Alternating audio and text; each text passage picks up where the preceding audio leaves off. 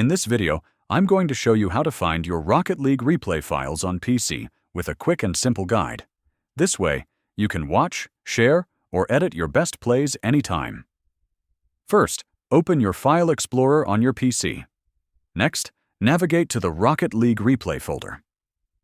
The default path is usually C:\users, your username, \documents, \mygames, \Rocket League, \T, a game, \demos. Replace your username with your actual Windows username. In the Demos folder, you'll find all your saved replay files with a .replay extension. To watch a replay, just double-click the file, and Rocket League will launch and load that replay automatically.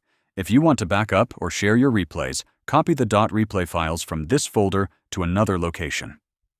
And that's it. Now you know exactly where to find your Rocket League replays on PC. If this video helped you, please like and subscribe to the channel for more Rocket League tips and tricks.